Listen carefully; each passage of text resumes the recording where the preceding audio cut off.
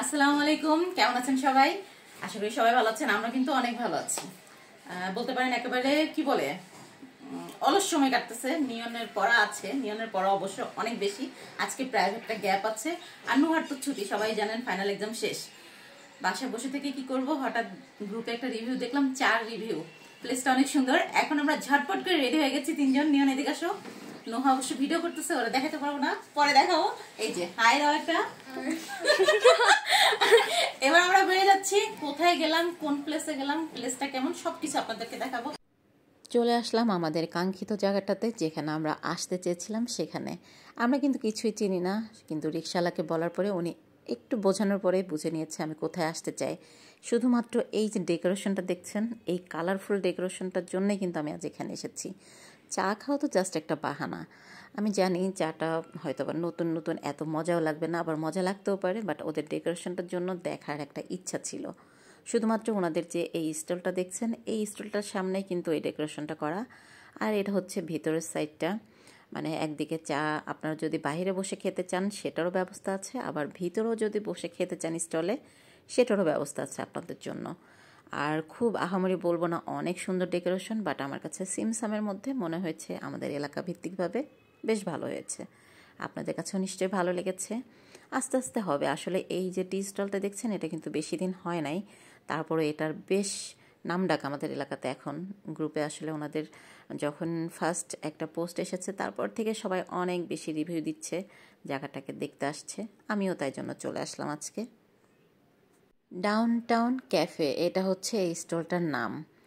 আর এতক্ষণ তো আপনাদেরকে পুরো স্টলটাই ঘুরিয়ে দেখালাম। আর উনি কিন্তু আমাদেরকে চা বানিয়ে খাওয়াবে। ওনার সাথে একটু কথা বললাম যে কী অবস্থা, আপনাদের এখানে কি শুধুমাত্র চাই পাওয়া যায়? উনি বলল জি, এই যেই মেনুটা আপনি দেখছেন এইখানকার সব চাই পাওয়া যায়, শুধুমাত্র এখন ওনারা দিতে পারবে না সেটা হচ্ছে মালাই চা। কারণ ওনারা একটু আগেই দোকানটা ওপেন করেছে, আর দুধে এখনও সর হয় নাই, সেজন্য মালাই চাটা দিতে পারবে না। তাছাড়া সবগুলা চাই অ্যাভেলেবেল। এই যে এখানে দেখেন মাটির পাত্র আছে, মগ আছে, কাপ আছে, সব আছে।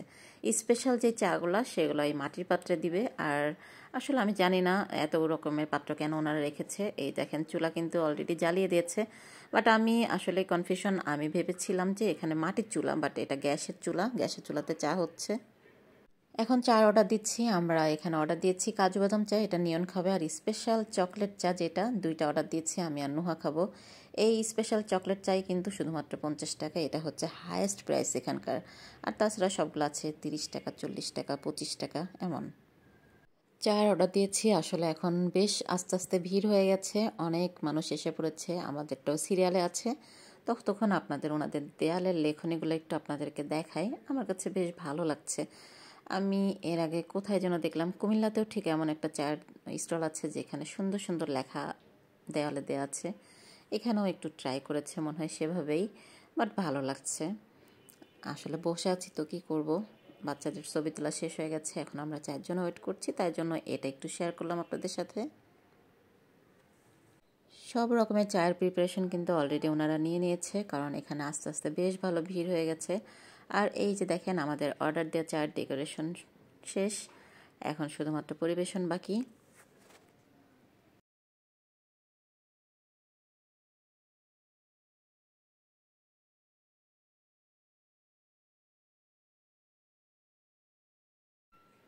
এই যে আমাদের 3 জনের চায়ের লুকস হচ্ছে এইটা। নোহা অলরেডি কিন্তু ওর চাটা টেস্ট করে ফেলেছে, নিয়নও ডান। এবার আমি একটু খেয়ে দেখি চাটা কেমন হয়েছে।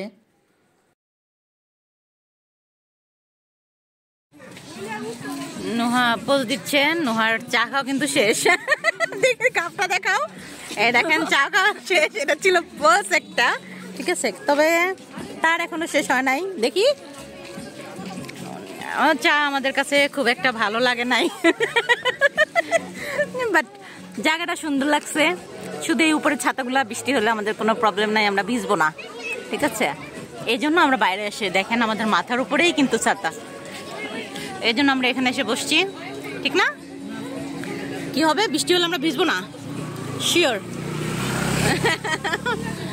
দেখছেন কত মানুষ চা খেতে চলে আসছে, বাট যেটা খেতে আসছে আমার কাছে এত বেশি ভালো লাগে নাই।